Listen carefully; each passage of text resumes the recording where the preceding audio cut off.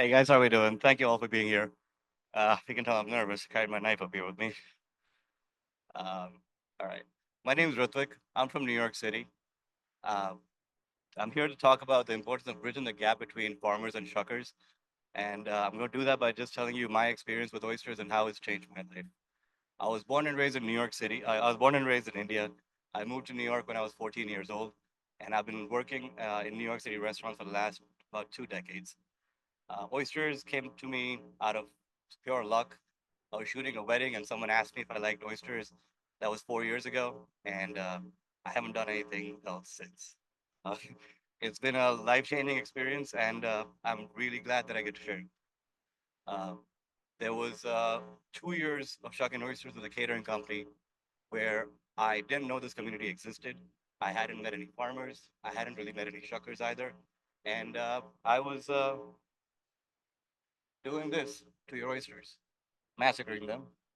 Yeah, scrambled eggs all day long. I did 2 years of this,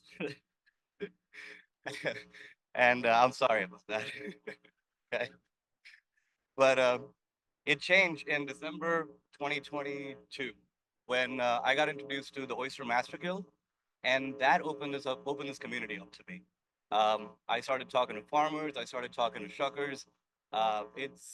It changed everything I knew about oysters, or I thought about knew about oysters, and it led me down a path where, in the last 1 year, I've shucked oysters in 28 states.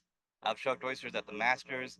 I've traveled to the Netherlands to shuck oysters just by knowing what I have to do now to serve your oysters right and shuck them right.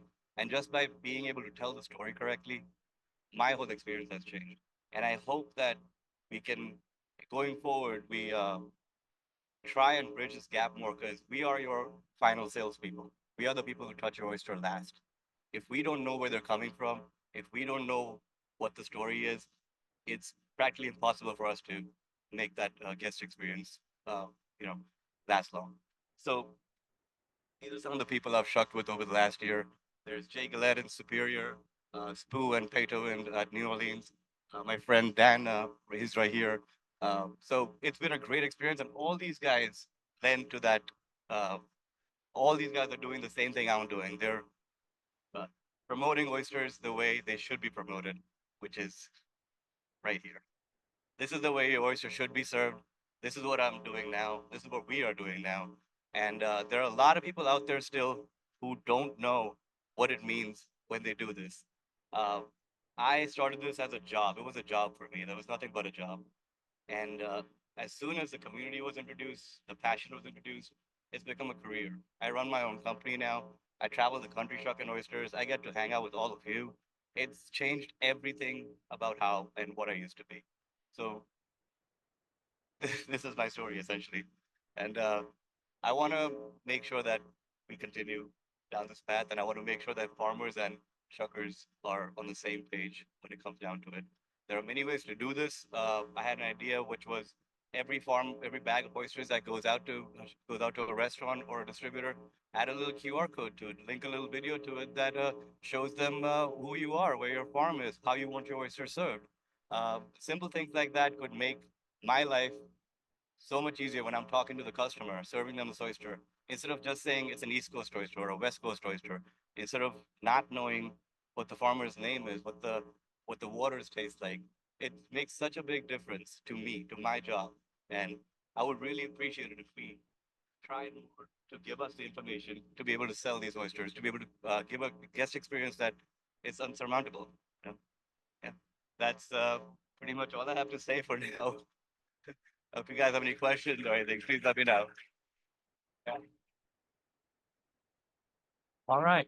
Thank Rutvik, that's great. I think that was one of the questions going to be, we have a lot of farmers in the room, a lot of growers. And so what you need is you need more information from them, Yes. right? Yeah. So anybody have any thoughts about, like, I know one of the issues then is getting that QR code. You don't always control the packaging if you go through a wholesaler. So I don't know if anybody has thoughts about how to connect these.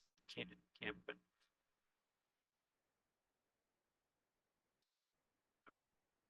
I think a lot of the growers here are using Blue Trace, so shameless plug. But on the bottom of the tag is a QR code. And so it's a semi-custom landing page. It'll bring you to a page that we lets you do some customization. So add a picture of your company or the farm or the product. Then it has two parts that are linked to your brand, and that'll be growing process and tasting notes. We kind of created that QR code for exactly what he's saying, but we found with the data is that people aren't actually scanning it and using it. So I think it just comes down to letting awareness and education. So we have that for you. It's meant for chefs to scan at the meeting. Because it's hard to have an oyster catalog of 20 different oysters and remember exactly everything that it is. So we give you the power to put that marketing information and hopefully it gets to that consumer. Yeah, so restaurateurs and distributors also, I guess, need to be involved in this conversation. Yeah, because a farmer can only go so far. So it's The mother of pearl has put her hooks in you. yeah, she did. Welcome to the family. Thank you so much. Thank you. Thank you. Yeah, I will say, I think that to Cam's point, we have done the server trainings, and over the servers like Rutvik want to tell the story of the oyster, but they're getting new oysters in every night, and one of the things they struggled with is how do we get that information to tell that story? Because they just want to hook. They're not gonna do a PowerPoint. They want to say something fun about your farm, right? Just one thing. And so where do they get that? And unfortunately, we pointed a lot of them to websites and social media. So we're putting the burden on them to go find it instead of making it easy. And so I think Dewey had his hand up. So we used RFID stickers and tags on our export for a long time. And what we found was, and all this information was on there, all detailed information about the oyster, how long it had been in the water, all that kind of stuff, tasting notes and so on. And we watched for traffic that came from that, and it was anemic. So I think that maybe it's another education thing where if chefs know that they can get that information off the tag, Blue Trace or other, or if it's RFID or it doesn't matter. If you know that, then it can help you. Also, if you're trying to sell a more expensive oysters, then you obviously need this information to help do that. Yeah, I have a question because we're talking a lot about it's a somewhat distanced experience when you're consulting a QR code. There's, you're seeing someone through a screen, you're not really taking in the information firsthand. What do you think are the barriers that you've noticed just by traveling around to all these farms, shucking in all these different places? What is keeping shuckers from visiting farms and seeing everything for themselves? Money. Yeah, resources. I'm very fortunate. I'm one of the few lucky ones who gets to do this the way I do it. I don't know how I found myself in this situation, but I get to travel and meet farmers and still be able to make a living. But a lot of truckers are stuck in restaurants, are not able to leave their jobs and just go to a farm. Farms are far away. So yeah, resources. I think we need to make it easier somehow to incentivize having them go to farms or have the farms come there more. Some sort of even this place right here, uh, me being here and connecting with a lot of these people is gonna help me talk about these oysters in the future. I'm a big proponent of the southern oysters. I live in New York City. For some reason, we have a blockade over there with southern oysters, and we don't want to serve them in restaurants. But I think that's going to change with shuckers like me being able to travel and being able to tell the story. I'll give it to Jesse in a minute, but just do a shameless plug. Do we have any peer-to-peer funds left? All right, so peer-to-peer was originally envisioned as taking a farmer and letting a farmer go to another farm, go learn from a peer at another farm.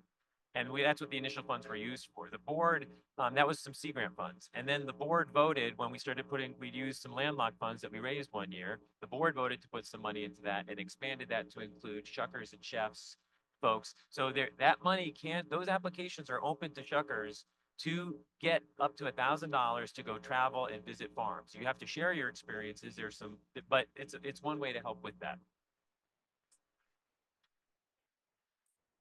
I'm just curious about your opinion.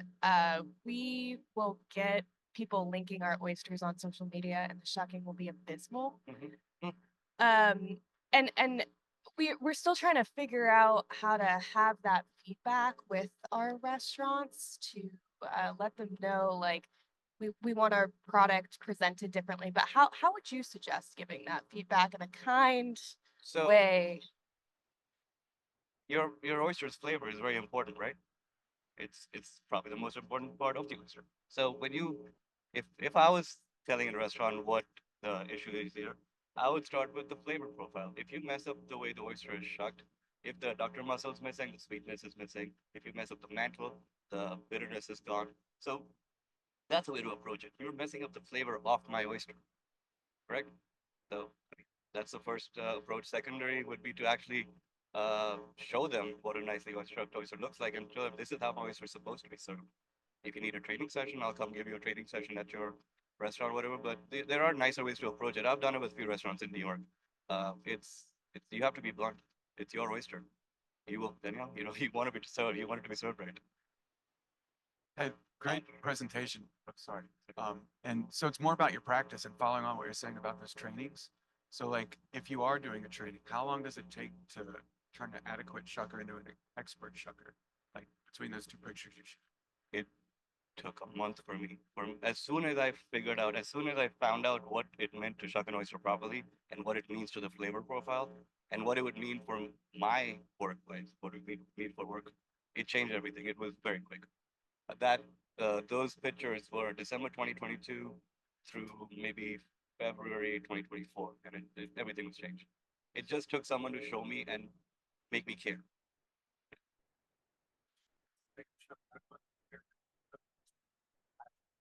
You can- I trained my first catering gig. I trained for 1 hour, and they sent me on a job, and they didn't tell me. Yeah, so No, how long does it take you to shuck the oyster? oh Are you slowing down how many oysters oh you no shuck no, per I'm hour? not slowing down. I'm speeding up. Yeah. Yeah, I compete all over the country now. I just went to nationals last year. I'm not as We got fast one as any of those people out there, but it's I'm way faster than when I didn't know how to shuck. We got one more question, then we're gonna take the break.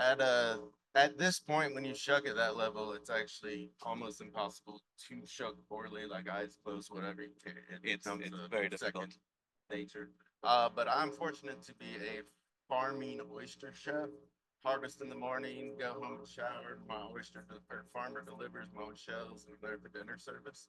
My people trust me. I definitely do appreciate if somebody else is eating an oyster with me. And the new place we are opening, nobody is shucking an oyster unless they've been through my bival boot camp. That's going to be including being on the barge and everything. All right. And the Sea Grant program training, brought that to the first restaurant, and it was absolutely amazing for front of house, back of house. Convinced the managers and owners to have oysters, and then we picked the best protein on the menu. All right. I have a Yeah, question. one more question here. Oh, yeah, go ahead. gentlemen. Oh, sure.